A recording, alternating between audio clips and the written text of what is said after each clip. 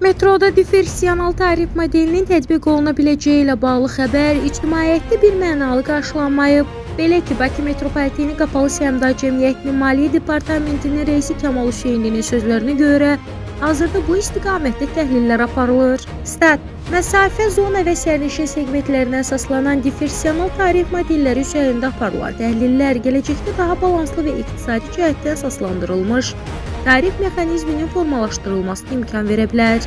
Statın sonu.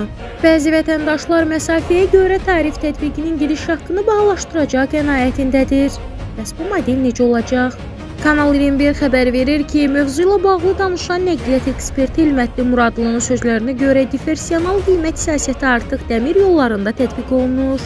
Onun sözlərinə görə Bakı ətrafı dəmir yolu xətlərindən istifadə edən insanlar bilirlər ki, orada qiymət artımı 20-40 qəpik fərq edir. Stat: əvvəllər standart tarif 1 manat idi. Məsələn, bir dayanacaq gedənlə 15 dayanacaq məsafə qət edən eyni məbləğ ödəyirdi. Sonra diferensial qiymət siyasəti müəyyənləşdirildi. Bugün bəzi sərnişinlər 40-50 qəpik, başqaları 1 manat və ya daha çox ödəyir. İndi uzaq məsafələrə səfərlər fərqli formada hesablanır. Metroda isə tutaq ki, kimsə 2 dayanacaq gedirsə 60 qəpik yox, ola bilsin 30 qəpik və ya 40 qəpik ödəsin. Yaxud 10 dayanacaq gedən 60 qəpik ödəyir, 15 dayanacaq gedən isə 80 qəpik verir. Yəni bu fərqli bir yanaşmadır. Sadəcə olaraq hesablamanı həssas formada təhlil etmək lazımdır. Mən bunu sadəcə misal olaraq qeyd etdim. Yalnız ciddi təhlillərdən sonra qərar verməyi və vətəndaşa da Bakı Metropoliteni Qapalı Səhmdar Cəmiyyətinə də zərər dəyməməsinə çalışmalıyıq. Ona görə də sözü gedən məsələni tezliklə həll etmək mümkün deyil. Statın sonu. Ekspert bildirib ki, qurumun müvafiq açıqlamasında mövzunun həssas olduğu göstərilir. Hazırda ciddi təhlillər aparılır, araşdırmalar gedir. Bu metro üçün ilk olsa da ümumilikdə artıq dəmir yollarında tətbiq edilir və həmin zaman ciddi narazılıq olmadı.